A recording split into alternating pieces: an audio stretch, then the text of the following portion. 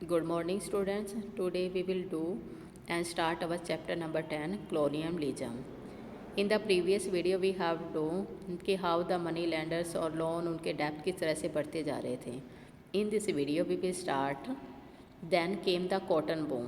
किस तरह से जो कॉटन थी उनके लिए एक वरदान साबित हुई थी. Before the 1860, third fourth of the raw cotton import into Britain came from the America से आना शुरू हो गई थी और ब्रिटेन में जाती थी. तो ब्रिटिश कॉटन है मैन्युफैक्चरिंग का काम है उसको लेके काफ़ी चिंता में रहते थे जो अमेरिकन सप्लाई थे. अब इनका क्या कहना जाए, सोर्सेज है किस तरह से कट ऑफ होंगे, इस पर क्वेश्चन है काफ़ी. अब क्वेश्चन आते गए. अब इन्होंने क्या किया, सप्लाई का एक अल्टरनेट इन्होंने सोर्सेज खोज निकाला. अब क्या था, 1857 में कॉटन सप्लाई एसोसिएशन आई, वो फाउंडेड की गई थी ब्रिटेन के द्वारा 1857 में. That is the most important you have to do. In 1859 के अंदर मैनचेस्टर कॉटन कंपनीज है वो बनाई गई. इनका मेन क्या होता था कि कॉटन प्रोडक्ट्स को हर एक वर्ल्ड के हर एक पार्ट में पहुंचाने का काम होता था. If you will see this one, cart transport cotton heating in A banyan tree. London news के अंदर जो 13 दिसंबर 1862 के अंदर जो पब्लिश हुई थी.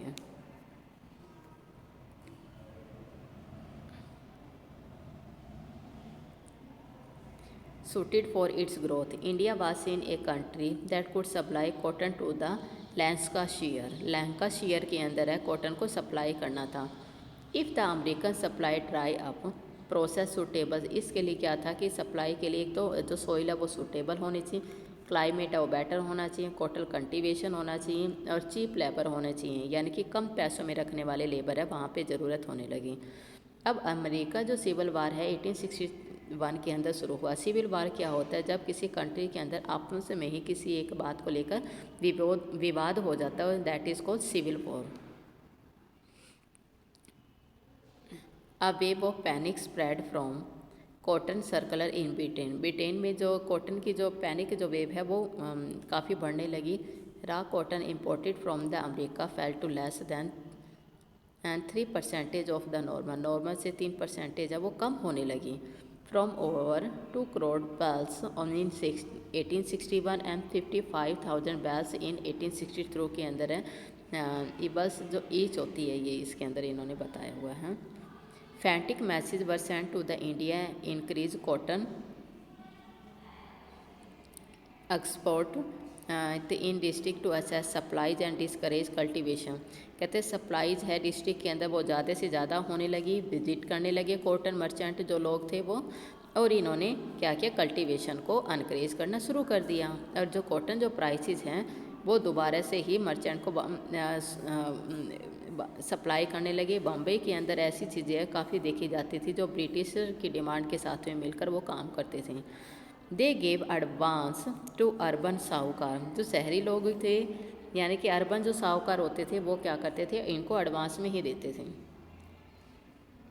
who in return extended credit to those rural money lender who promised to secure the production. When there is a boom in the market, credit flows easily. कहते हैं मार्केट में कहते हैं जो जितना भी ऋण था कहते हैं वो एक आशीर्वाद के रूप में, एक वरदान के रूप में साबित हुआ था, जिससे ये लोन्स वाले क्या करते थे, अपने मनी की रिकवरिंग करना शुरू इन्होंने कर दिया था. You will see the picture how the transporting cotton. Railway area से पहले जो की गई थी ना, तो किस तरह से ये जो सिविल वार चल रहा था किस तरह से कॉटन को सप्लाई करके भेजा जाता था.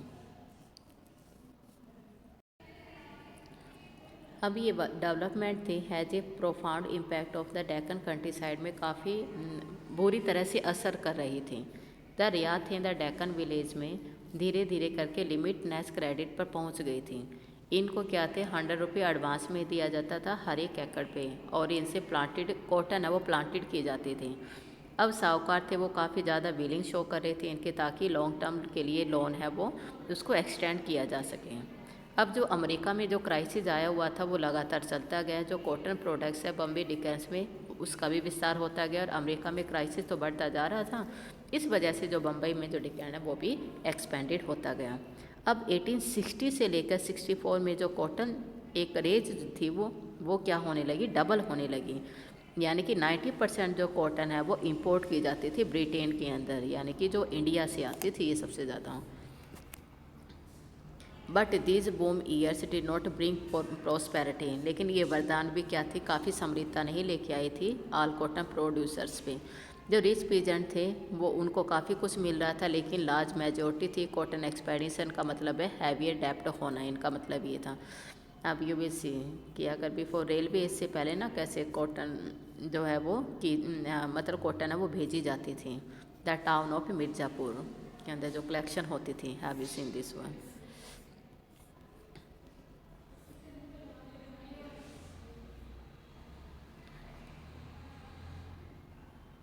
This is the picture.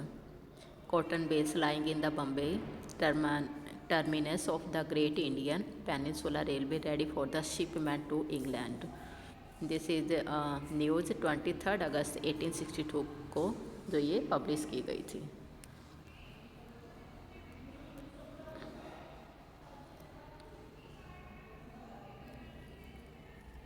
अब नेक्स्ट पॉइंट आता है 3.5 क्रेडिट ड्राइड अप, कि किस तरह से उनके ऊपर जो क्रेडिट था, ऋण है वो बढ़ता गया था, किस तरह से ड्राई अप होता गया था। While the boom lasted, cotton merchant in India had vision of capturing the world market in raw cotton से कहते हैं कि अपने विजन को वो कैप्चर करने की कोशिश कर रहे थे कि हमारा क्या होगा, परमानेंटली डिसप्लेसिंग अमेरिका, अमेरिका के अंदर ये चीज़ें शिफ्ट हो रही थी continue.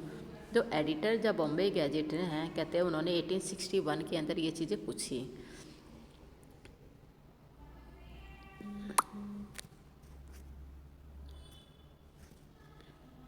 The editor of Bombay gazetteer है ask in 1861 what prevent India from supplementing the slave state as the feeder of the Lancashire, कि लंकाशायर के फीडर के रूप में स्लेव स्टेट्स है किस तरह से सप्लीमेंटेड की जाएगी। जो 1865 के अंदर जो ये सपने थे वो ओवर होने लगे, ख़त्म होने लगे, सिविल वार भी ख़त्म हो गया, अमेरिका के अंदर जो कॉटन प्रोडक्शन है वो भी अपने आप को रिवाइव करने लगी। इस तरह से ये सारी चीज़ें धीरे धीरे कम होने लगी वहाँ पे एक्सपोर्ट का जो काम था। अब एक्सपोर्ट मर्चेंट थे और जो साहूकार थे महाराष्ट्र के अंदर है जो उनको भेजे थे, जो लॉन्ग टर्म जो क्रेडिट उन्होंने लिया हुआ था, अब वो उन्होंने क्या अपनी डिमांड देखने लगी इंडियन कॉटन के ऊपर है कहते वो इस तरह से वो धीरे धीरे कम होने लगी। अब वो कम तो होना ही था क्योंकि ब्रिटेन के अंदर वो फुलफिलमेंट पूरी हो चुकी थी, तो यहाँ पे जो कॉटन के प्राइसेज है डाउन होने लगे। अब इन्होंने डिसाइड किया कि अपना खुद का ही ऑपरेट एक करेंगे जिसमें district there advance to the peasant को एडवांस नहीं देंगे and demand repayment of the outstanding. इस तरह से जो इनकी जो डेप्ट है रीपेमेंट करना वो डिमांड इनकी चलती गई थी।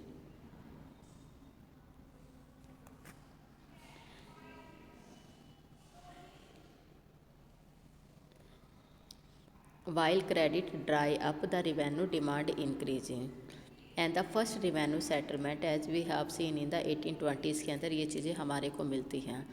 अब क्या था कि अगर हमें ये जो डिमांड थी जो ड्रामेटिकली 50 से 100% वो बढ़ती जा रही थी, तो किस तरह से जो रियात थे कहते अपनी डिमांड को पूरा कर रहे थे, किस तरह से पैसे घिर रहे थे, कॉटन फील्ड है धीरे धीरे करके ख़त्म होती जा रही थी, और जो मनी लैंडर की तरफ वो किस तरह से मूव कर रहे थे, तो मनी लैंडर ने भी लोन अब देना बंद कर दिया था। अब रियात ने क्या किया, कॉन्फिडेंस होके उनकी कैपेसिटी को देखते हुए रीपे करना इन्होंने शुरू कर दिया। तो इस तरह से इनके ऊपर क्या होने लगे, फिर इनको दोबारा से अत्याचार देखना शुरू होने लगा। द एक्सपीरियंस ऑफ इनजस्टिस, इस तरह से कहते हैं कि अपने आप को मानने लगी हमारे पर किस तरह से इनजस्टिस का एक्सपीरियंस है, हमारे साथ किस तरह से अन्याय होने लगा। जब मनी लैंडर ने क्या कर दिया, मना करना शुरू कर दिया, तो रियाज को अब ये क्या था कि फिर दोबारा से ये जो ऋण है उनके ज़्यादा से ज़्यादा और भी बढ़ते गए। मनी लैंडर पे डिपेंड तो थे अपने आप को बचाने के लिए, तो मनी लैंडर इनसेंसिटिव थे उनकी कंडीशन को लेके, मतलब बिल्कुल भी नहीं सोचते थे इनको लेकर। तो मनी लैंडर ने क्या किया, violating the customary norms of the country side पे क्या किया, वॉयलेटिंग हिंसा इन्होंने शुरू कर दी थी इन पर।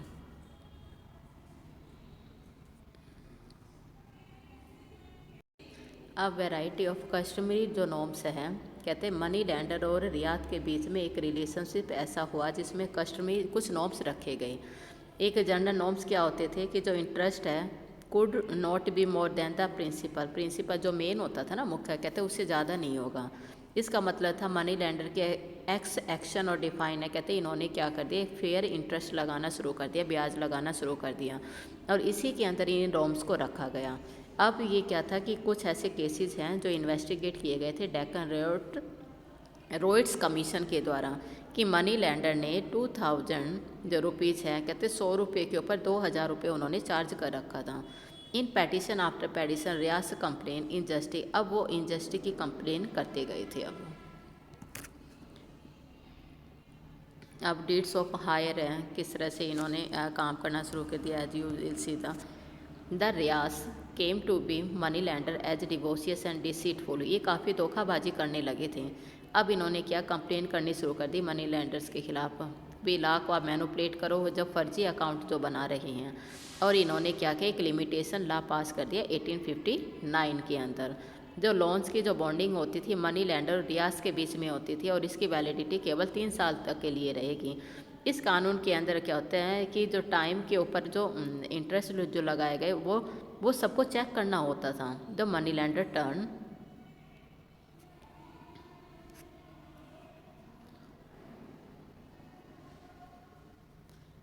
Facing the ryots to sign a new bond every 3 year, हर एक 3 साल के अंदर एक एग्रीमेंट होगा, बॉन्ड होगा, उसके ऊपर साइन करने पड़ते थे। और ऐसा बॉन्ड जो साइन किया गया था वो अनपेड बैलेंस भी था, जिसमें ओरिजिनल लोन होते थे, एक्यूमुलेटिव इंटरेस्ट होते, प्रिंसिपल, इनके ऊपर नए नए इंटरेस्ट चार्जेस वगैरह सब कुछ कैलकुलेट किए जाते थे।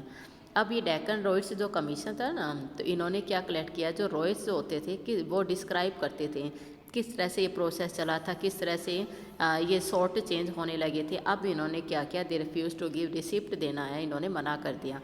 लोन्स है वो रिपेड करनी गई और फिक्सियस फिगर इन बॉन्ड के अंदर लिखा जाता था ये सारी चीज़ें।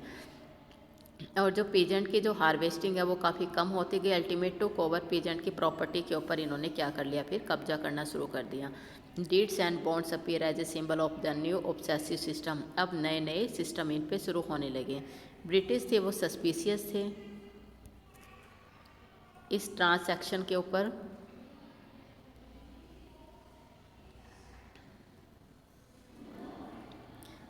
और इन्होंने ऐसे काम करने शुरू कर दिए जो कि रेयर, बहुत ही मुश्किल से होते थे। अब इनके ऊपर ट्रांजैक्शन के ऊपर इनफॉर्मल अंडरस्टैंडिंग थी, इनको कम समझ थी इन चीज़ों की और कुछ भी स्पष्ट भी नहीं होता था, इनको कैटेगराइज करना भी नहीं आता था। बॉन्ड और डीड्स है, कहते हैं इनके पीछे ला बनाए गए। अब ये चीज़ें कहते हैं धीरे धीरे अब कहते हैं कि ऐसे काम करने लगे लीगली, कहते हैं अब इनकी इम्पोर्टेंस कम होने लगी थी। पीजेंट ने अब क्या किया, एसोसिएट करना शुरू कर दिया, जैसे लोग इनके जो दुख हैं उनके बॉन्ड और डीड्स को काम इनके ऊपर काम करना शुरू कर दिया। अब इन पे थम या जो साइन या जो अंगूठा लगाना होता है थम डिफरेंट डॉक्यूमेंट्स पे ये शुरू करवा दिए। अब इनको मनी लैंडर्स को, वैसे जो ये क्लोजेज होते थे इनको इसके बारे में कोई भी आइडिया भी नहीं था, लेकिन वो लिखे हुए वर्डों से काफ़ी डरते थे और इनके पास कोई चॉइस भी नहीं होती थी। अब इनको ज़रूरत होने लगी लोन की, मनी लैंडर्स की unwilling to give loan without legal bonds के बिना ये इन्होंने शुरू कर दिया था ये सब चीज़ें। हाउ डेप्ट माउंटेड, किस तरह से जो डेप्ट होता था उनका जो ऋण होता था किस तरह से मतलब बढ़ता गया था इनका। अब नेक्स्ट जो हमारे चैप्टर का लास्ट पॉइंट है द डेक्कन रोड्स कमीशन।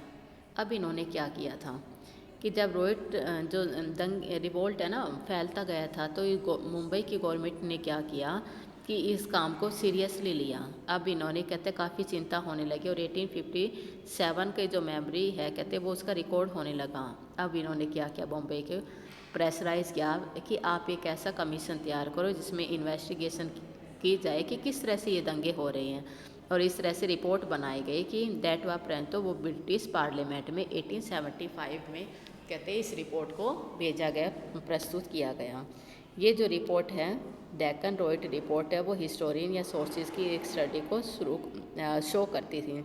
और जो डिस्ट्रिक्ट में इंक्वायरीज की गई थी किस तरह से दंगे फैल रहे हैं, और रोइड्स के जो स्टेटमेंट को रिकॉर्ड भी किया जाता था, साहूकार को आई विटनेसेस जो होते थे, और इन सब चीज़ों को कंपाइल करके स्टैटिकल डाटा बनाया गया। और जो प्राइसेस और इंटरेस्ट है कहते हैं अलग अलग क्षेत्रों में किस तरह से बढ़ रही थी, इसके ऊपर एक डिस्ट्रिक्ट कलेक्टर के द्वारा एक रिपोर्ट बनाई गई थी। अब इसके ऊपर in looking all such sources we have to again remember, हमें याद करने की ज़रूरत है कि ये घटनाएं किस तरह से हुई, किस तरह से इनको इंटरप्रेट किया गया, किस तरह से जजेस ने इनको देखा, डिमांड कैसे बढ़ती गई थी, इनका पीछे का रीज़न क्या था। ये सब सारी रिपोर्ट तैयार की गई। जो मनी लैंडर्स थे, कहते जिनको ब्लेम किया जाता था, वो कॉलोनियल रिकॉर्ड के अंदर किस तरह से उनको पाया गया। और एक हमने क्या करते हैं, जो डिसकंटेंटमेंट, एक असंतुष्टि थी लोगों के अंदर, किस तरह से फैलती जा रही थी। और जो काफ़ी रिपोर्ट थी वह अनवैल्यूएबल सोर्सेज भी माना जाता था। कहते जिसमें जितने भी एविडेंस होते थे, न्यूज़पेपर की, अकाउंट की, लीगल रिकॉर्ड जो होते थे, इनके सोर्सेज को कहते ये थोड़े से होच पोच से थे, इनका मिला जुला नहीं था। तो now we have complete this chapter and we have seen that how the Ryotwari permanent system has been started for the revenue. Now I hope you will understand this one. If you have any doubt, you can ask me. Thank you. Have a nice day.